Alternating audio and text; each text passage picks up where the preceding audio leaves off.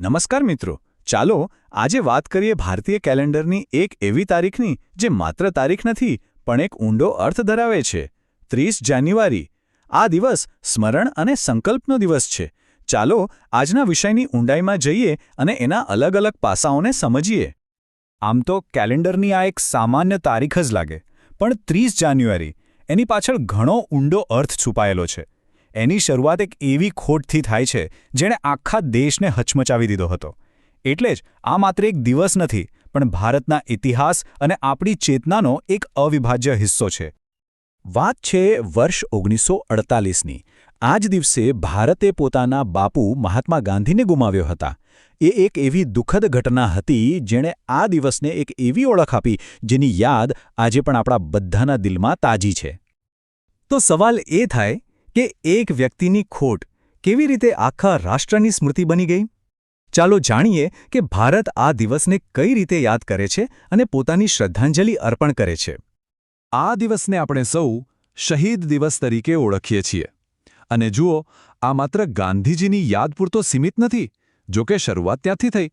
પણ એનો મુખ્ય ઉદ્દેશ ભારતના એ તમામ શહીદોને સન્માન આપવાનો છે જેમણે દેશ માટે પોતાનું સર્વસ્વ ન્યોછાવર કરી દીધું. આ દિવસે એક એવી ખાસ પરંપરા છે જે આખા દેશને એક સાથે જોડી દે છે. સવારના બરાબર 11 વાગે થોડી વાર માટે બધું જ થંભી જાય છે અને આખા દેશમાં 2 મિનિટનું મૌન પાળવામાં આવે છે. પણ આ ખાલી મૌન નથી. આ એક શક્તિશાળી રીત છે એ વીરો પ્રત્યે આપણી કૃતજ્ઞતા અને સન્માન વ્યક્ત કરવાની.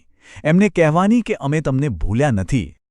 પણ શું શ્રદ્ધાંજલિનો અર્થ ફક્ત શોક મનાવવો કે યાદ કરવું જ છે, કે પછી એનાથી પણ કંઈક વિશેષ છે? આ સવાલ જ આપણને આ દિવસના એક બીજા ખૂબ જ ઊંડા પાસા તરફ લઈ જાય છે.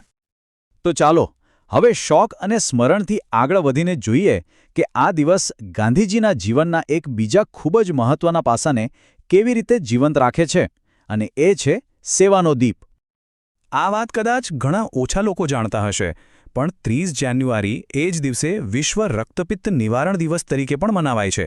હવે તમે વિચારશો કે આ બંને વચ્ચે શું સંબંધ? તો સંબંધ સીધો ગાંધીજી સાથે છે. તેમણે પોતાનું જીવન રક્તપિત્તના દર્દીઓની નિસ્વાર્થ સેવા માટે સમર્પિત કર્યું હતું, જેમને એ સમયે સમાજ તર છોડી દેતો હતો. અને આ વાત ગાંધીજીના પોતાના જ શબ્દોમાં કેટલી સુંદર રીતે વ્યક્ત થાય છે. તેમણે કહ્યું હતું કે પોતાની જાતને શોધવાનો શ્રેષ્ઠ માર્ગ બીજાની સેવામાં ખોવાઈ જવાનો છે. તેમના માટે સાચી શ્રદ્ધાંજલિ એ સેવા જ હતી. પણ આ દિવસની કહાની અહીં પૂરી નથી થતી. બલિદાન અને સેવા સિવાય પણ આ તારીખ ભારતની કલા અને સાહિત્યના વારસા સાથે પણ ઊંડાણપૂર્વક જોડાયેલી છે. ખૂબ જ રસપ્રદ વાત છે કે આ જ દિવસે ભારતીય સંસ્કૃતિના 2 મોટા સ્તંભનો જન્મ થયો હતો, જેમણે કલા અને સાહિત્ય જગત પર એક અમીટ છાપ છોડી છે. પહેલા છે અમૃતા શેરગિલ. ભારતીય આધુનિક કળામાં એમને એક પાયોનિયર ગણવામાં આવે છે, જેમણે ભારતીય કલાને એક નવી જ દિશા આપી. અને બીજા છે હિન્દી સાહિત્યના દિગ્ગજ જયશંકર પ્રસાદ, જેમનું સાહિત્યમાં યોગદાન આજે પણ સાહિત્ય પ્રેમીઓ માટે પ્રેરણારૂપ છે.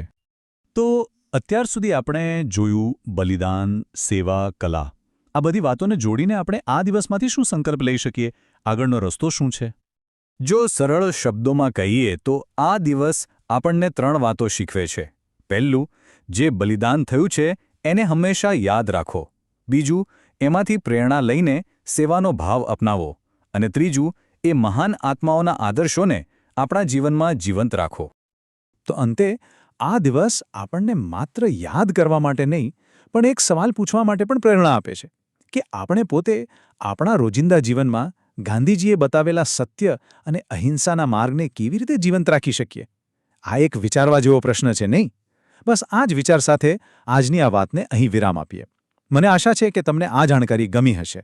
અને હા, જો આવા જ વિષયોમાં રસ હોય તો યકીન દરજી YouTube ચેનલને સબસ્ક્રાઇબ કરવાનું ચૂકતા નહીં.